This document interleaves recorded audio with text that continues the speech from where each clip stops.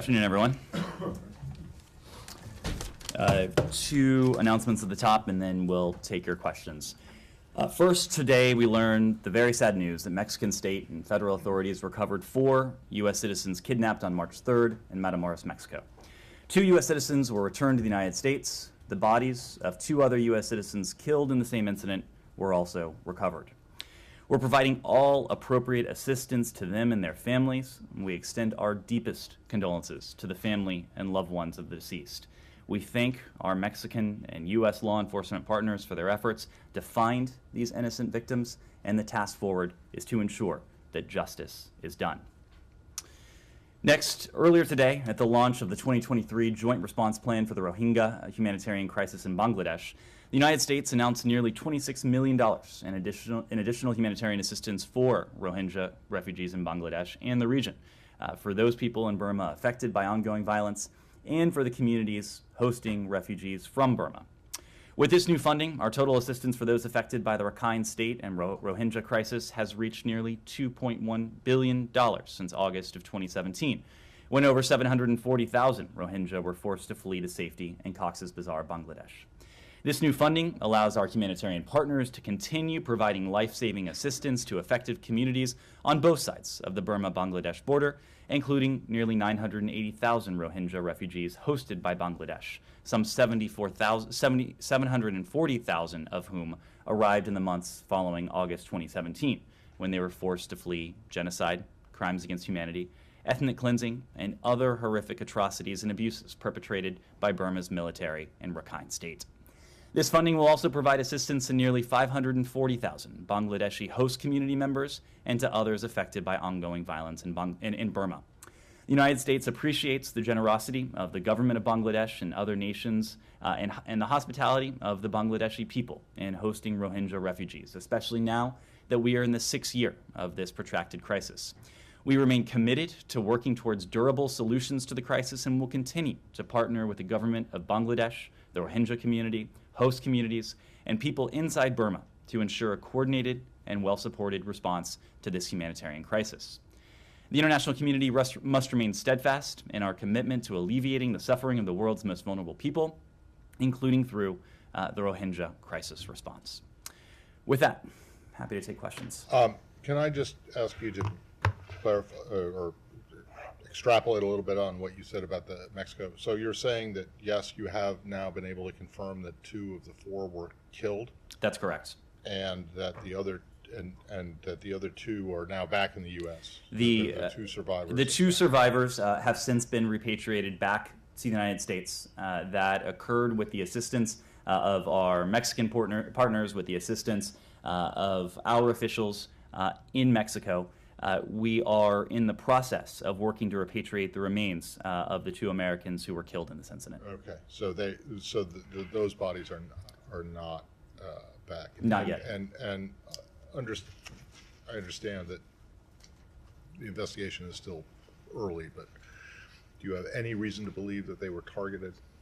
Matt, just as you said, the investigation is in its earliest days. I understand we may have more to share from the FBI at the appropriate time, but from the Department of State, it's important for us not to impinge on investigative equities, especially in an investigation like this that implicates the kidnapping of 4 Americans, the death of 2 Americans, and 2 Americans who survived what, by all accounts, must have been a traumatic and harrowing experience. So we don't want to get ahead of that investigation. Go ahead. This is ongoing about Georgia. Have you been following the situation in Tbilisi, Georgia? Since morning there were clashes between the protesters and the police, and there were clearly an excessive use of law enforcement power. And this is over the Kremlin-inspired legislation that you talked extensively in the last few weeks. So what are you learning about that? We've been closely following developments in Georgia in recent hours. We've seen the reports that are emanating from Tbilisi. We've seen reports that protesters have been met with tear gas, with other efforts to repress and suppress the protest against this draft so-called foreign agents legislation. Our message to the people of Georgia, to the government of Georgia, to people and governments around the world, is that the United States stands with all of those who are peacefully exercising what is a universal right. It is a universal right to people around the world to assemble, to have their voices heard, to speak freely, to hold their own governments accountable. We are going to continue to monitor the situation on the ground in Georgia, but our message is that peaceful protesters should be allowed to exercise that right peacefully.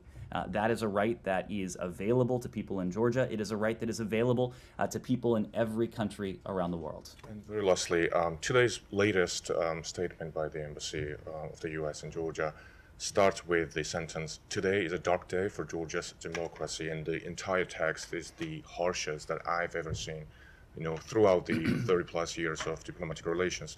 So just give me a general sense of what is the feeling at the State Department between diplomats when they are looking at those, human rights records, rule of law, the freedom of speech, and detrimental effect it has towards Euro-Atlantic integration. How much will the U.S. foreign policy and the foreign aid and all of that will change if that trajectory will be continued by the Georgian government, and which is moving the country towards Russia? You asked about the feeling here. The feeling here is one of deep concern. You have heard us express that sentiment consistently in recent days. It is a feeling of deep concern because of the potential implications of this draft law. This draft law would strike at some of the very rights that are central to the aspirations of the people of Georgia for a consolidated democracy, for Euro-Atlantic integration, and for a brighter future. It would stigmatize and silence independent voices and citizens of Georgia who wish to do nothing more than work together to build a brighter future, a future that is integrated with Europe, a future that is democratic and free, where Georgia is an independent and sovereign country. We're so deeply concerned and troubled, of course, for what this could mean for the people of Georgia, but also because the United States has been a partner to Georgia over the course of recent decades. Ever since Georgia declared its independence, the United States has been right there with it, supporting the aspirations of the Georgian people. And at the earliest days of Georgia's independence, those aspirations were nascent. They were nothing more than an idea in some cases. Over the course of ensuing decades, the people of Georgia have worked to realize those aspirations. They have made tremendous progress in becoming the democracy that they sought from those earliest days, in integrating Georgia into the Euro-Atlantic community and ensuring that Georgia stays on that path. Now, however, we see a draft piece of legislation that would be a tremendous setback. This would be a setback to the aspirations of the people of Georgia. It would be a setback to the ability of the United States to continue to be a partner for the people of Georgia. I made this point yesterday, I think it was, but anyone who is voting for this draft legislation would be responsible in part for jeopardizing those very Euro-Atlantic aspirations of the Georgian people. We don't wish to see that happen beyond the United States. It is the EU, the UN, of course, most importantly, the Georgian people, Georgian civil society groups, all of them have issued strong statements of concern about this draft legislation. Yeah, Alex. To follow up on that, sure. Georgian government is looking at Hungarians and others and seeing that they did the exact same thing and they got away with it. When you say they're going to be responsible, is there any obvious example that demonstrates what you mean by that? And also, when it comes to Georgia's aspiration and integration towards European institutions, has the Georgian Dream government crossed the line today? Alex, I think really the best example is the counterexample. It is the example of the type of partnership that the United States government can have with people and countries that aspire to continue down that path of democracy, of democratic reform, of integration, with Europe and the broader Euro-Atlantic region. I think the best counterexample is the United States partnership with Georgia. If you want to look at what that partnership can look like, what that partnership can feel like, and how, as we are concerned, that partnership could be, at least in part, jeopardized should a law like this move forward. Ultimately, these are going to be the decisions of the Georgian people and the Georgian government. It is our strong hope that the Georgian government listens to the Georgian people. The Georgian people are speaking with a clear voice. Right now, we're seeing some of those clear voices, those loud voices, drowned out by tear gas, by efforts to suppress that peaceful exercise of freedom of assembly. That's of concern to us, but ultimately we think it's important that governments around the world, including, of course, the government in Tbilisi, listens to its people. And in terms of accountability, is there anything that prevents the United States government from sanctioning the man behind all this story, Mr. Ivanishvili, whose party is obviously bringing up this sort of legislations, and basically they are out there and trying to advocate for pro-Russian, let's say, pathway? So, Alex, as you know, I don't speak to specific individuals or entities who may be subject to U.S. or other sanctions, but we have a number of tools within our purview that would allow us to hold accountable anyone in any country around the world who is responsible for the suppression of what would otherwise be a universal human right. There are authorities that are written into various laws, into executive orders, that we will look at closely in this context, as we do in any context, to hold to account those who may run afoul of what the Georgian people want, and most importantly, what the Georgian people expect and deserve in terms of their universal rights. Russia, if you don't mind. Okay, one question. Yeah, Russia is slated to lead the UN Security Council next month. Is this something that the United States government is worried about, the world should be worried about? Well, Alex, this is part of a rotation of the members of the UN Security Council. If I recall, Russia was president of the Security Council in February of 2022. And it was during a pretty notable session of the Security Council that Russia tried to bring together to issue its own propaganda to talk about what it termed speciously the violations of human rights in the Donbass region. But despite Russia's best efforts, the international community came together and exposed what Russia was planning to do to its neighbor on an unjust, illegal basis in the coming days. Secretary Blinken laid that out in that session in pretty exacting detail. Other countries who were represented at that roundtable in the UN Security Council chamber voiced similar concerns, grave concerns, about what we highly suspected Russia would be doing in the coming days. So even if Russia, and when Russia again takes the helm of the Security Council, there will be no amount of propaganda, of disinformation, of misinformation that Russia can attempt to manufacture to drown out its lies and to hide the truth from those represented in this body and those around the world who are listening to it. Said. Thank you. Moving to the Palestinian issue. Today, the Israeli army stormed the Jenin refugee camp again.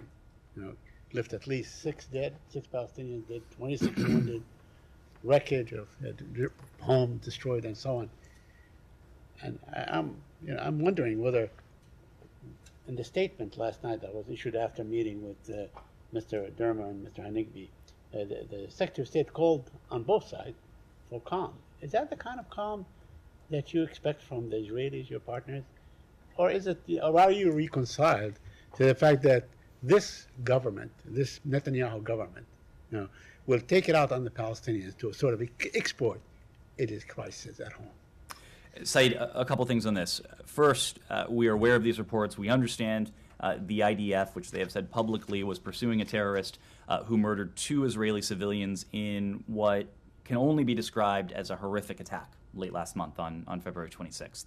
Israel, as we have made the point before, has the legitimate right to defend its people and its territory against all forms of aggression, including, of course, those from terrorist groups. And we've, as I just mentioned, have seen far too many vivid illustrations of the terrorist threat that Israel faces, including in recent days.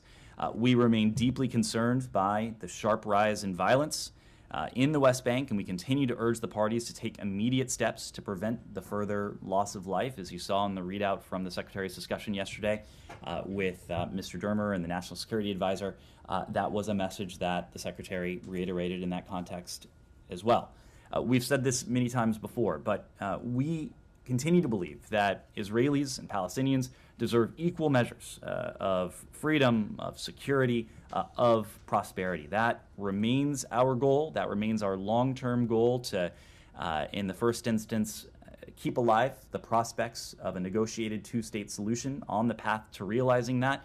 The nearer-term goal is the goal we keep stressing in public and in private, that Israelis and Palestinians must take steps on an urgent basis to de-escalate tensions, to restore calm, and to put an end to this cycle of violence that has taken the lives of far too many on both sides.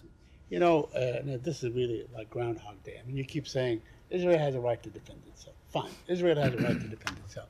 Israel considers most Palestinians to be terrorists. Anyone that lifts a stone or, protests in any way is considered, in the Israeli parlance, as a terrorist.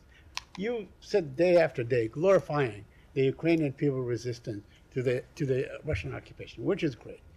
What about the Palestinians? Do they have a right to resist this military occupation that has gone on for almost 60 years? Saeed, our goal, as I just said a moment ago, is to, in the first instance, keep alive the prospects of a negotiated two-state solution, and ultimately to help realize that negotiated two-state solution. The in-state that we seek, that successive American administrations have sought, that countries around the world seek, is an independent state for the Palestinian people, where they can live with equal measures of security, of prosperity, of stability, of freedom, democracy, and importantly, of dignity. Now, of course, that is not the reality we have today. And so much of our efforts, in addition to attempting to support a restoration of calm, which has been the focus of recent weeks, has been to preserve not only the viability of a negotiated two-state solution, but to preserve the horizon of hope, to preserve the horizon of opportunity for the Palestinian people. That was a task that was complicated by our inheritance, what we found when this administration came into office in January of 2021. But we made it an early priority to restore the relationship with the Palestinian Authority and the Palestinian people, and as part of those efforts to preserve and reinforce that horizon of opportunity and hope to provide the Palestinian people with the humanitarian support that they need. More than $900 million worth of humanitarian support to the Palestinian people to provide them in what we hope are real and tangible ways with an improvement, however incremental it might be, in their quality of life. Now, of course, no one is satisfied. We're not satisfied. We're going to continue with that task ahead of us. But ultimately, all of this is in service of a negotiated two-state solution. And for sure, this administration position and restoration, and you standing there day after day fielding questions and so on, is all appreciated. We see that. We see that the Palestinian issue is being, at least addressed. But, for Hawar, for instance, we just see the settlers doing exactly the same thing. Not necessarily with the same bloody outcome, but today, they're there today. They're dancing with soldiers, blasting music, chasing Palestinians, as we speak here, celebrating in Purim. What measures should the United States take to make sure that these settlers do not go, unpunished in their daily deeds? Well, first, Saeed, we've spoken out clearly on this. We have condemned all forms of violence. We're aware of reports yesterday. We're aware of reports of another attack on Hawara by settlers yesterday, as you referred to, and that comes just 1 week after the completely unacceptable attacks and torching of property in the same village. We're extremely concerned by these events and the continuing violence in Israel and the West Bank We very much appreciate the statements by Prime Minister Netanyahu, by President Herzog, and others in Israel calling for a cessation of this vigilante violence. Accountability and justice should be pursued with equal rigor in all cases of extremist violence, and equal resources dedicated to prevent such attacks and to bring those responsible for them to justice. The events of recent days only underscore for us the fragility of the situation in the West Bank and the urgent need to increase cooperation to prevent further violence. We've expressed our concern for the well-being of the civilian population in Hawara, and as we've said repeatedly, Israelis and Palestinians equally deserve to live in safety and security. Yeah, just related to this very briefly, have you guys completed your review into the Israeli designation of the 6 Palestinian NGOs as terrorist groups? Matt, look, these types of reviews are always going to be subject to. Yes, No, but yes, if you ask the question, allow me to. Well, I am asking the question, but you can say yes or no and then explain. But so let's not get the yes or no at the very end. These types of investigations, because investigation is not the right term. These types of reviews are always subject to new information.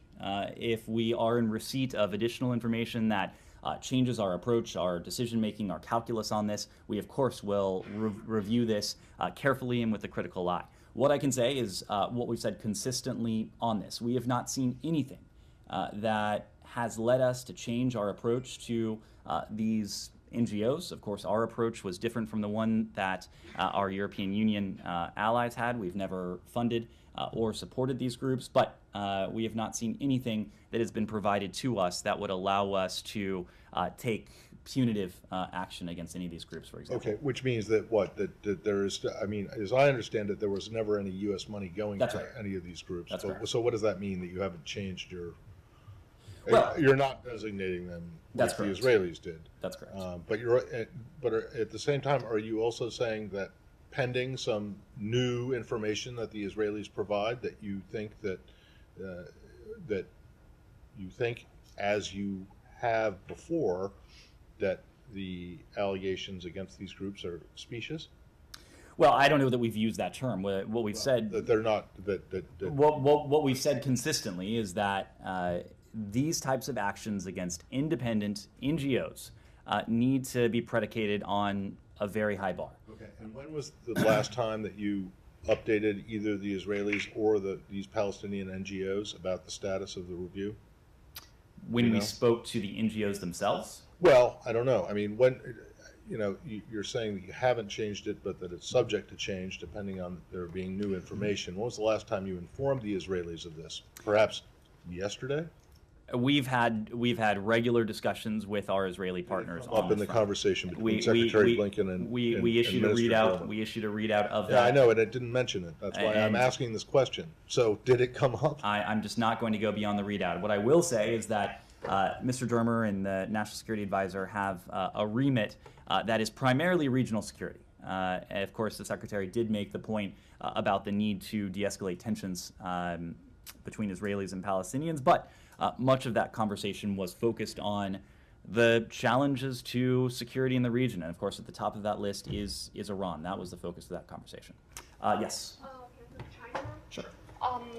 Have you watched Chinese Foreign Minister Qin Gang's press conference yesterday, and what is your take on it? Well, I did, of course, see excerpts of it. I saw some of the excerpts printed in state-run media. Look, our approach to the PRC is always going to remain the same. It is an approach that is predicated on the strategy that the Secretary laid out in May of last year that we've spoken to ever since. It boils down to invest, align, compete. Investing in ourselves, aligning with our allies and partners, and a recognition that competition is at the heart of this relationship. We hear a number of things from our PRC counterparts. Of course, the PRC is going through its own internal processes. And I couldn't speak to the motivation for some of the statements we've heard from senior PRC leaders over the course of the past several days. But what I can tell you, and this is a message intended for the American people, the Chinese people, people around the world, that the United States does not seek conflict. The United States seeks a relationship with the PRC that has a floor, that has guardrails, and that ultimately is a relationship that has measures in place to prevent competition from veering into conflict. That has been the core focus of our engagement with the PRC since the earliest days of this administration, when Secretary Blinken and National Security Advisor Sullivan met with their counterparts in Anchorage, to more recent meetings, the meeting between President Biden and President Xi, recent engagements between Secretary Blinken and Wang Yi. It has been about primarily, at its core, one thing and one thing only. Responsibly managing this relationship to see to it that competition can't veer into anything resembling conflict. So would Qingang's remarks in any way change your calculus or decision making towards China? Again, our approach is based on these extrinsic features. The need to invest in ourselves, which we've done. The need to align with allies and partners around the world, which we've done. We've done that in Europe. You see that reflected in the G7 communique from 2021. You see that reflected in the NATO strategic concept that for the first time mentions the systemic challenge that the PRC poses to the rest of the world. You see that in the restoration and the revitalization of the EU-China dialogue, an important mechanism that we have with our European Union allies as well. You've seen us take that same approach with partners in the Indo-Pacific region, but also competition, and seeing to it that the United States is best positioned to compete, knowing that for us at least, competition is not a bad thing. Competition is a good thing. It is what is ingrained in us as Americans as something that is healthy and something that we seek out on a constructive basis. We ultimately, however, seek to ensure that that competition, which we welcome, as long as it's fair, is number one fair, and that it doesn't veer into that realm of conflict. Actually, talking about the competition, he said in reality, the competition, your competition aims to contain and suppress China in all respects.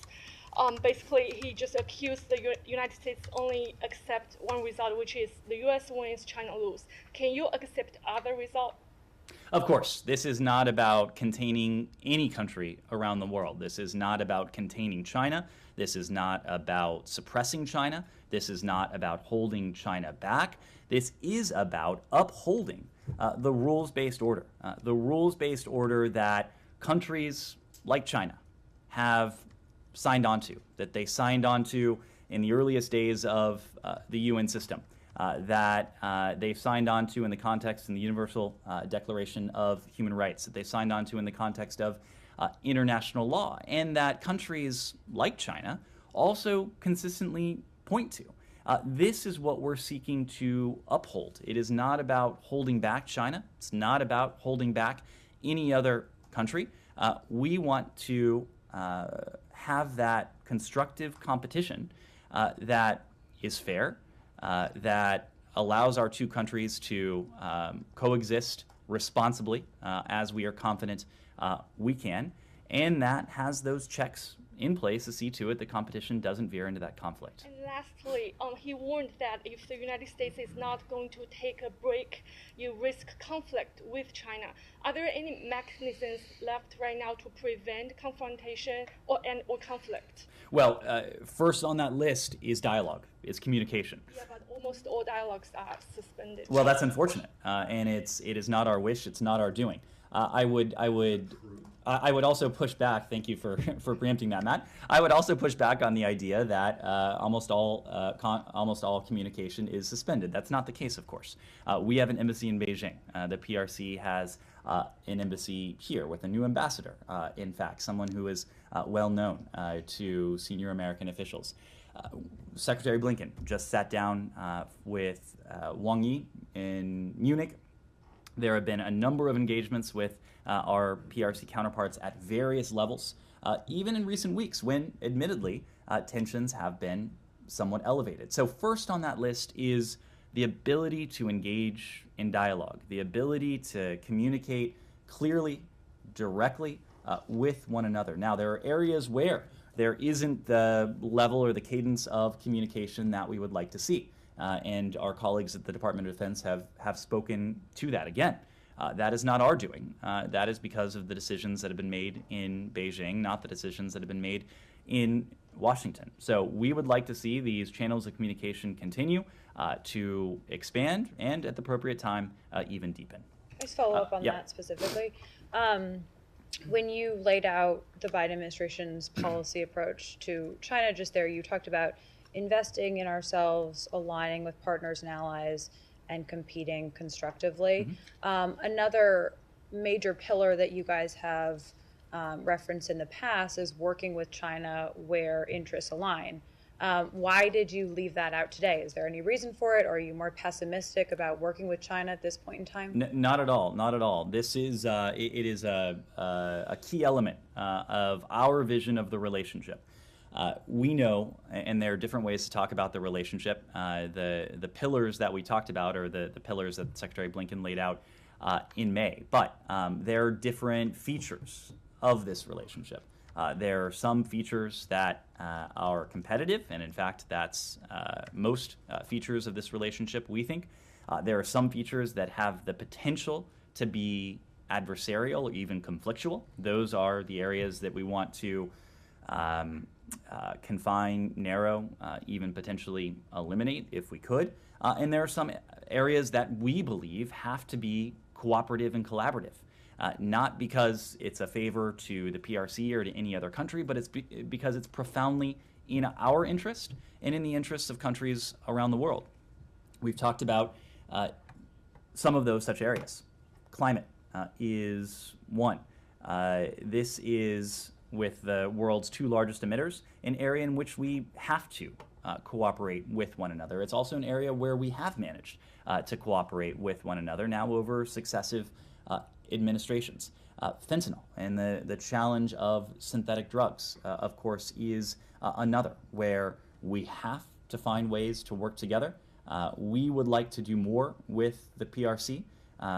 We are encouraging deeper cooperation and collaboration on the part of the PRC on a challenge that is the leading killer of Americans aged 18 to 49, but that has wreaked havoc on countries near and far. All that to say, there are transnational challenges that have a disruptive effect on the lives of the American people, but also on people around the world where the United States and China, we believe, can and should work together.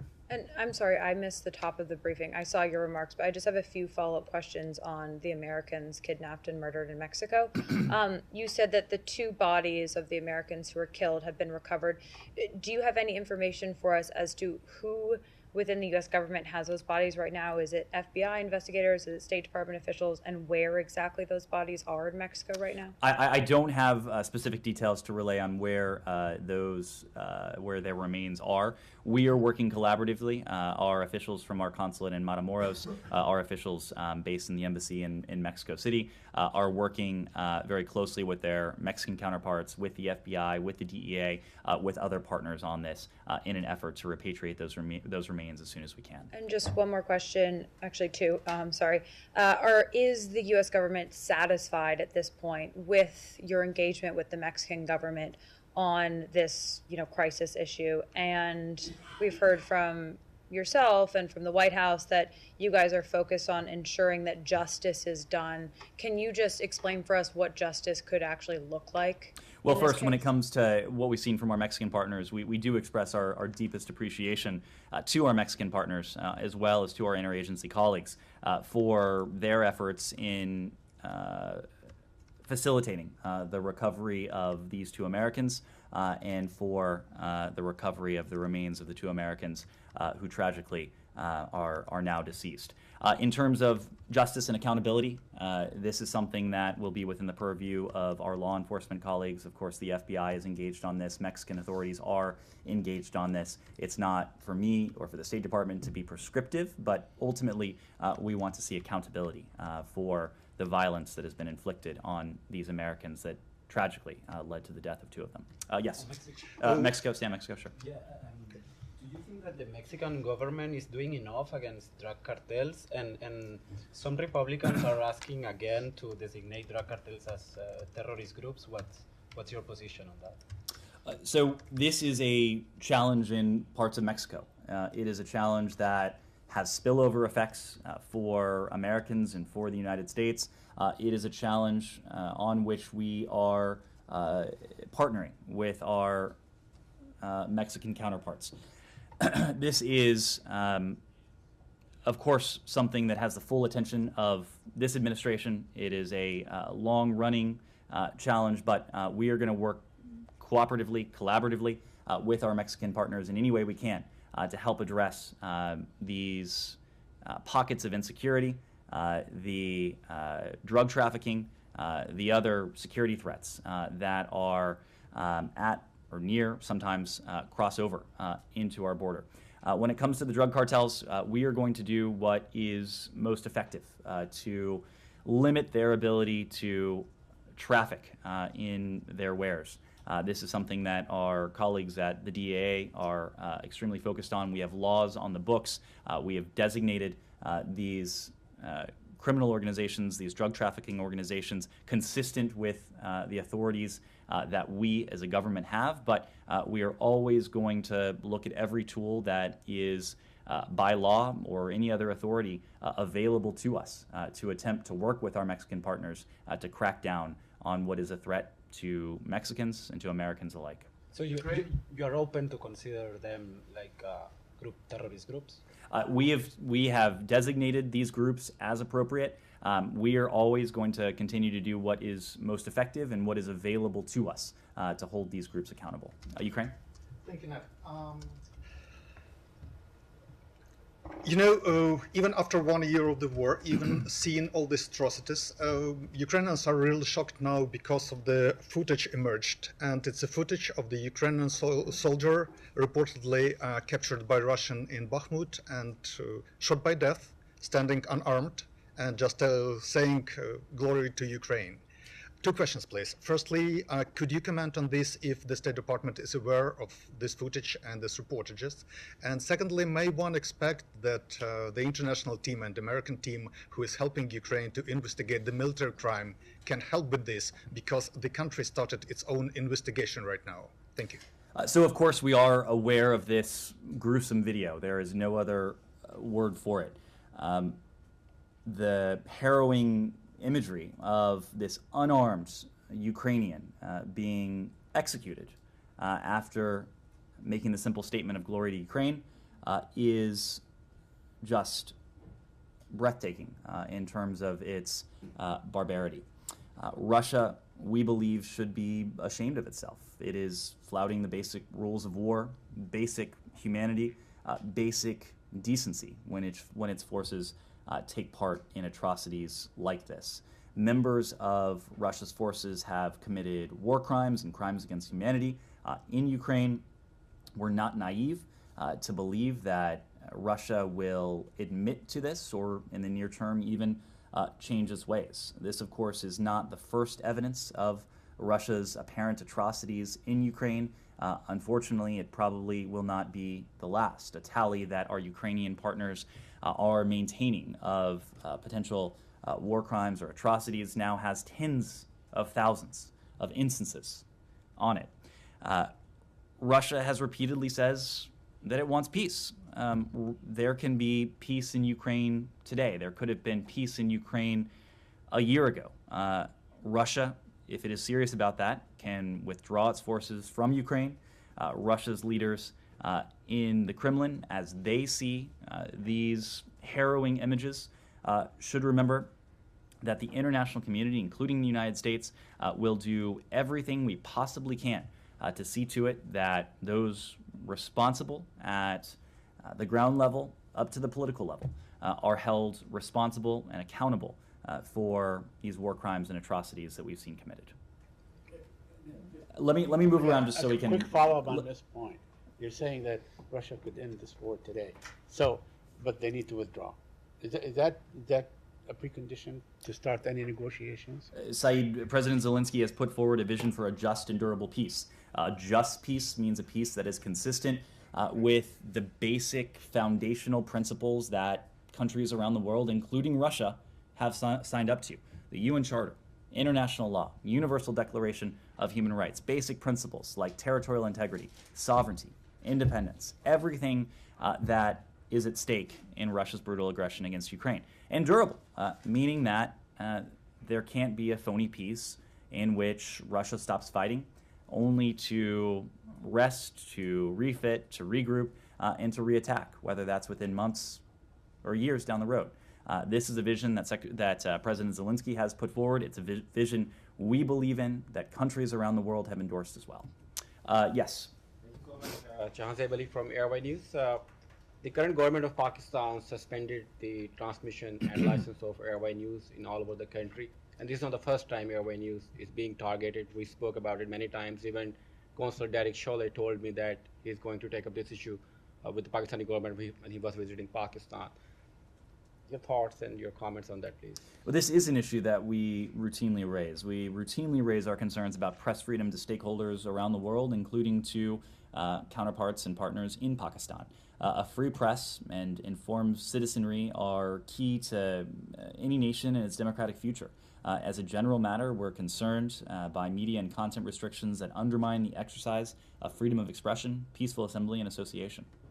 So the same government of Pakistan who suspended the license of Airway News also banned Women's March. They are not giving permission to the women to mark International Day for some reason. And the interesting thing is that the Foreign Minister of Pakistan is giving lecture in UN right now on women's leadership and rights of women. Anyways, what are your thoughts on giving permission to the women to express themselves on the International Women's Day? Well, the narrow question you raise is not a question for the United States. The narrow question you raise, as I understand it, pertains to a decision that was put down by municipal authorities in Lahore. And ultimately, we would defer to municipal authorities for the narrow question. On the broader question, we know, the United States knows, that by strengthening gender equity and equality, countries around the world strengthen their stability, prosperity, their security, and their democracy. So the United States government announced 500 scholarships for the 500 flood-affected students in Pakistan. Mm-hmm. Can you share some details about that? So we did announce 500 new scholarships for Pakistani university students from these flood-affected districts. These scholarships will assist the students in completing their degrees. Our ambassador to Pakistan, Donald Bloom, announced the scholarships today as part of an International Women's Day celebration at the Higher Education Commission in Islamabad. The United States, through the department, through USAID, has supported scholarships for meritorious yet financially disadvantaged students to pursue higher education at top Pakistani universities. In partnership with the Higher Education Commission, the U.S. government has awarded over 6,000 scholarships through the Merit and Needs-Based Scholarship Program, and 60% of those scholarships have been awarded to women as part of our support for women's higher education, and that goes back to the point I made earlier about women's equity and equality. Yes? I just would like to follow up on yesterday's meeting between Secretary Blinken and South Korean National Security Advisor Kim Seung-han. Can you talk a bit about the outcome of the meeting? Did they also exchange their views about ROK's new announcement on historical issue with Japan and coming ROK's present visit to the United States? Yes, so the answer to your questions is yes. It was a very productive meeting that the Secretary had with ROK NSA Kim Seung-han yesterday.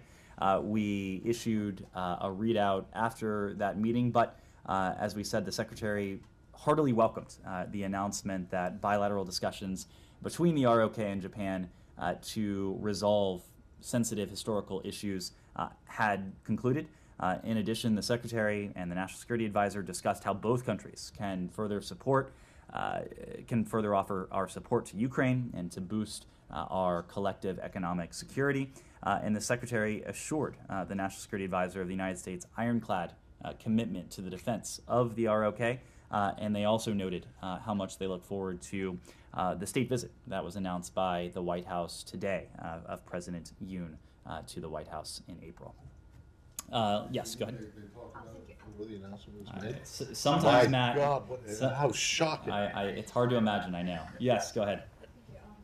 To follow up on the ROK president visit to White House, what kind of topics do you expect during the state visit, including security issues in East Asia and economic security? And also, do you hope this state visit will also contribute to deeper trilateral cooperation, including Japan? Sure. This, of course, will be the second state visit of this administration. And I note that because for us, it's important that our ROK allies were to have that spot of honor. The upcoming visit celebrates the 70th anniversary of the U.S. ROK alliance. It's critical, we believe, to advancing peace, stability, and prosperity for our two countries, for the broader Indo-Pacific region, and for the broader world. The two presidents will highlight the importance and enduring strength of the ironclad U.S. ROK alliance, as well as the United States' unwavering commitment to the ROK. They'll also discuss our shared resolve to deepen and broaden our political, economic, security, and people-to-people ties. Obviously, that is a broad set of topics, but the state visit is now about a month away. I imagine we'll have more specific details to share as we approach that visit. Yes? Thank you. Sure, go ahead. Go ahead. Okay, thank you. It's about Gross's trip to Tehran. You mentioned very briefly yesterday, but have you seen the corrections done by Islamic Republic on Gross's verbal report during his presser? Because they're basically denying many of agreements that Grossi talked about. For instance, increased monitoring or having access to some people or some suspected sites. Also, Grossi said that some cameras are gonna start working again, the cameras that Islamic Republic took down in June. Have you seen those corrections, and where do you stand on that? Because you decided that during the Board of Governors ongoing session to take no actions against Islamic Republic. So how do you interpret these contradictions between what Grossi is saying and what Islamic Republic is claiming? To the second part of your question, we're closely coordinating with our European allies, the so-called E3 allies that are part of the P5+1, following Director General Grossi's discussions in Tehran this past weekend. But we don't have anything to preview when it comes to our posture at the Board of Governors that will unfold in the coming hours. We'll continue to support the IAEA in its efforts to clarify and resolve all outstanding safeguards issues and apply effective verification and monitoring measures at Iran's nuclear facilities. And we call on Iran to fully comply with its legally binding obligations under its comprehensive safeguards agreement with the IAEA. Now, the key point for us is that the joint statement between the IAEA and Iran was important. What will be much more important is the follow-through. And we have full faith and confidence on the part of the IAEA to monitor Iran's follow-through or lack thereof, as the case might be. We will judge Iran on its actions, nothing less. And we expect, as does the IAEA, Iran to follow through with the commitments that it made in line with that joint statement. And do you think anything regarding Iran's nuclear program is going to happen from U.S. sides before the 2024 presidential election? Are you going to take any action before the election? I just wouldn't want to speculate on that. Look, we have a number of concerns with Iran. We've repeatedly made the point that we are conveying very clearly to the Iranians three messages. First, stop killing, stop suppressing your people. Second, stop providing UAV technology to Russia. And third, release the wrongfully detained Americans that you have held. Now, of course, when it comes to Iran's nuclear program, that is a threat. It is a challenge to the United States It is a threat and a challenge to our partners in the region. In some ways, it's a threat and challenge to countries around the world. We continue to believe that only through diplomacy will we be able to address the challenge that Iran's nuclear program poses. Only will we be able to address it in a way that is permanent, is durable, and is verifiable. Our focus when it comes to Iran's nuclear program remains on diplomacy. Diplomacy is always going to be our first resort, but that is not to say that it would be our last resort. We haven't taken any options off the table. We're very focused on this. Right now, we're working with allies, partners around the world on the most effective ways to counter Iran's nuclear program that, of course, is concerned to us. Yes? Still in Iran, sure. Yeah, thanks. There were reportedly cross-border missile attacks from Iran into Iraq today. Defense Secretary Austin is there. So is the German foreign minister. Do you think, given what you just said, your messages to Iran and the fact that the U.S. and its allies have been talking, speaking out in support of the Iranian people, that this missile attack may be a message? Gita, I had seen those reports. As of an hour or so ago, we weren't in a position to confirm those reports, so I can't speak to the veracity of the information you just relayed. What I can say, however, is that we have seen Iran undertake challenges, threats, provocations with the objective of intimidating or violating the sovereignty of Iraq. We stand by our Iraqi partners. We stand by Iraq's sovereignty in any efforts to strike out at Iraq's sovereignty, its independence. That is something that we condemn forcefully, but we're just not in a position to confirm those reports just yet. Sure. So with their warships landing in Brazil last week, does State Department or White House have any comment for the Brazilian government specifically? And do you guys view this sort of like, through a kind of Monroe Doctrine lens of like, they're on our, body of land? Countries are going to make their own decisions. The Monroe Doctrine is a legacy of history. It is not something that the United States espouses. We have partners in our hemisphere. Brazil, of course, is a close partner of the United States. It's a close democratic partner of the United States. It's our impression that no democracy in this hemisphere or anywhere else would want these kinds of Iranian assets, these warships, docking in their ports. We want to continue to work with our Brazilian partners to send the right message to Iran, to others who would pose a threat, pose a challenge to our collective interests around the world. We believe, as we said, that warships like this have no place in the Western Hemisphere, given the signal it sends. And if I could just get one Sure. quick on Ukraine that wasn't mentioned. Sure. Zelensky has vowed to retake Crimea, where Russian civilians have lived for almost a decade now. And he said he's going to launch the spring offensive when Western tanks arrive, or someone in Ukraine advisor has. Are you guys concerned about Western weapons being used against Russian civilians in Crimea? A couple points. First, and most importantly, Crimea is Ukraine. That has been the position of the United States and the vast majority of the global community since 2014. Only a small handful of countries have offered anything to the contrary. Crimea is Ukraine. It will be Ukraine going forward. That will not change. When it comes to the decisions that President Zelensky and his government will make, those are their decisions. We are supporting Ukraine, our partners in Ukraine, to take on the battle where it is raging. Right now, it's raging in the east. It's raging in the south. We're providing our Ukrainian partners with what they need to defend themselves, to defend their territory, to defend their democracy, and ultimately to be effective in the battle where it is at the moment. But if it were to attack, if civilians were to take casualties, what would the U.S. position, Again, that's a hypothetical. Ukraine is going to make its own decisions. It will define what it seeks to accomplish. But we are supporting Ukraine as it is taking on Russian invaders where the battle is raging right now. That's in the south, that's in the east. Sorry, can I just go back to the Brazil question for a second? The Brazil-Iran question. That is the administration going to impose sanctions on the Brazilian port, the port of Rio de Janeiro, and any gas? I don't know what they take, diesel, whatever it is.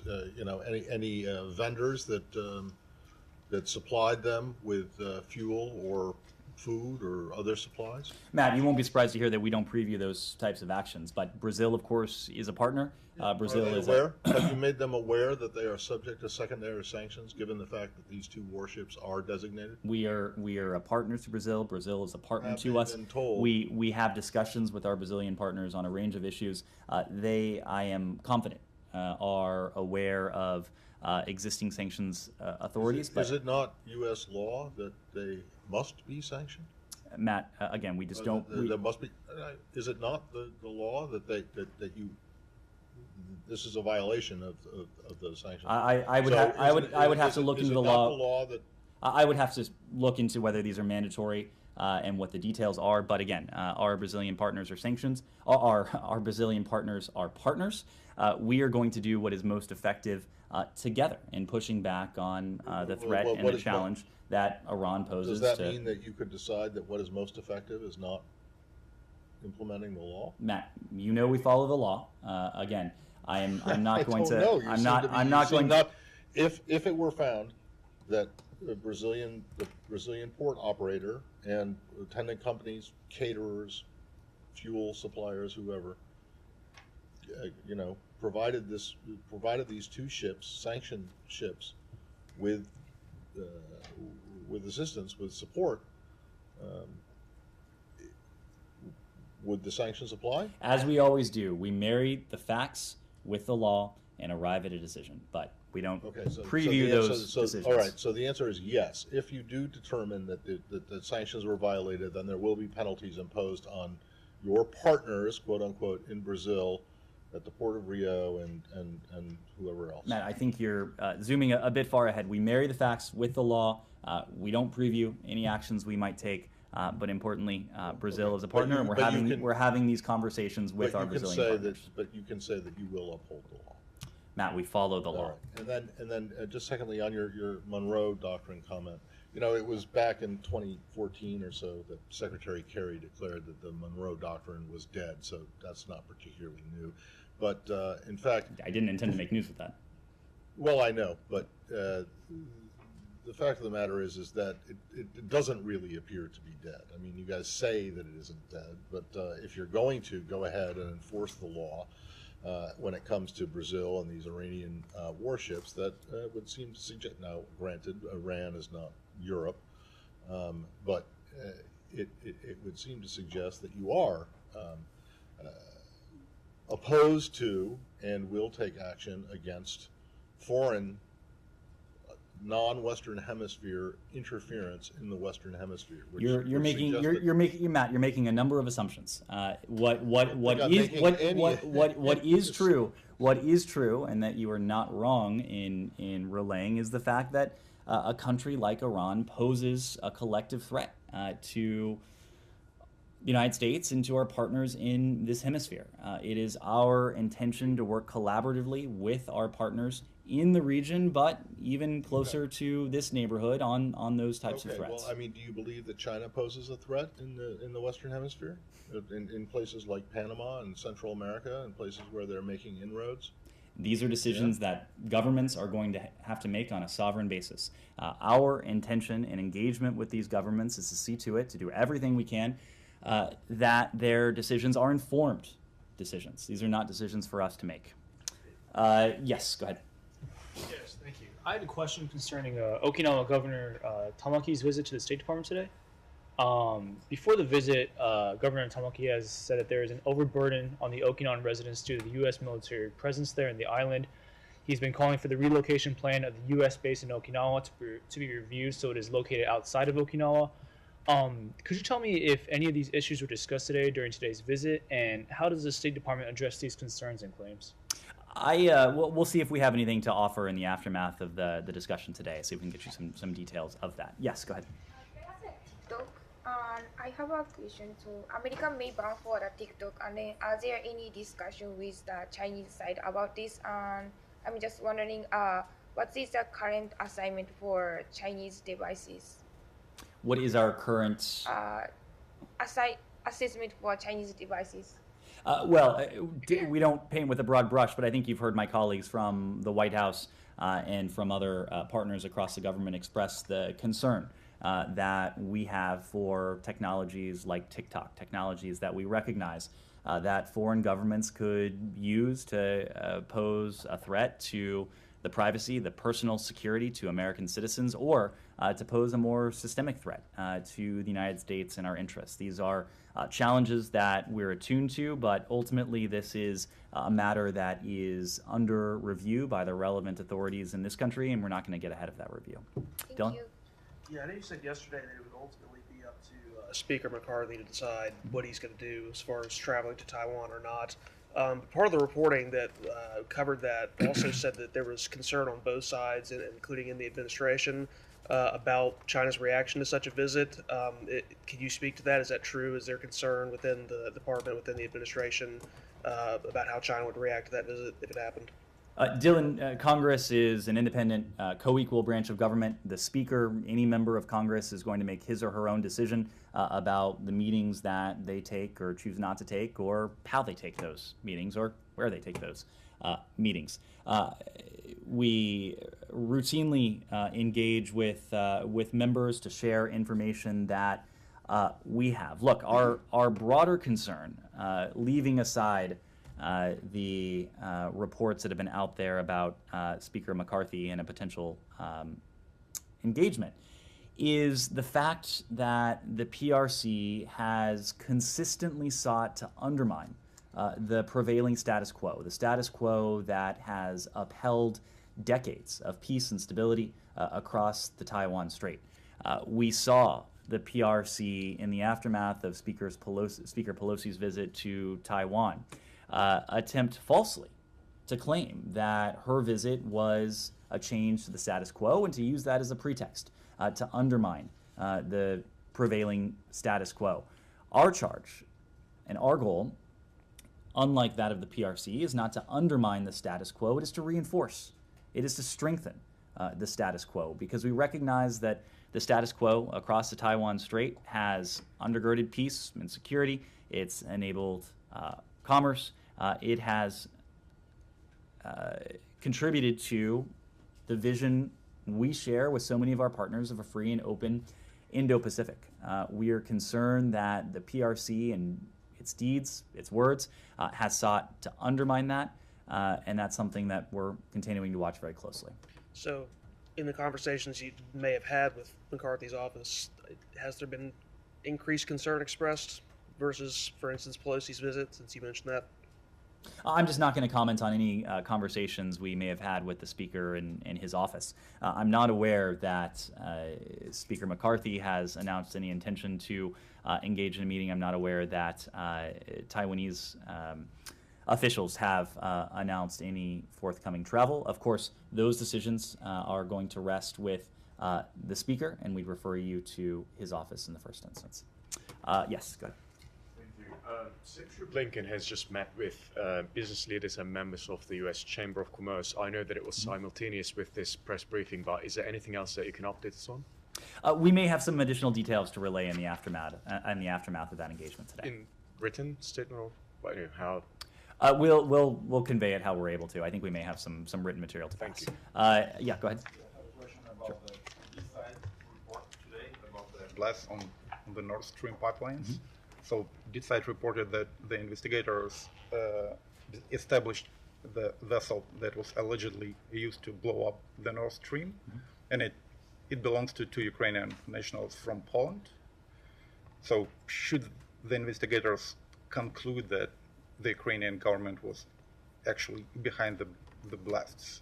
Well, you referenced will it somehow affect the relationship between the U.S. and Ukraine? You referenced the investigators, and in fact, there are 3 countries that are investigating exactly what transpired. Our German allies, our Swedish and Danish partners as well. They've opened investigation into what has happened. Those investigations are ongoing. As we always do, we're going to let those investigations play out before we comment on any potential findings or conclusions. Yes, go ahead. Just to follow up on yesterday's readout on the Russian diamonds, there was an engagement in this building, I think, with industry professionals ahead of the President von der Leyen's trip to Washington, D.C. Is there anything, speaking like from broader picture, anything we should expect on this front in the coming days? When it comes to Russian diamonds? How to respond along with your European colleagues? Alex, all I can say, and again, because we don't preview any actions that we may or may not take, we're always looking at steps we can take to deprive the Russian Federation of revenue that it would otherwise use to prosecute this brutal war against the people of Ukraine. We have taken steps when it comes to Russian oil, when it comes to Russian energy, when it comes to Russian gold, a number of other assets that Russia would seek to leverage to fill its coffers, and that in turn would be fungible as Russia seeks to fund this war. But I don't have anything to preview at this time. Shannon, I need to move. We've already going back to Nord Stream. Can you just say, does the United States intend to eventually make a conclusion of its own based off the variety of investigations? Will it back those findings or not? These are close partners of ours who are investigating the blasts. We have full faith and confidence in the investigation that they're running. Of course, we're going to wait for those investigations to conclude. We'll see what they say. But again, we have full faith and confidence in our European partners who are behind this. Thank you. Thank you.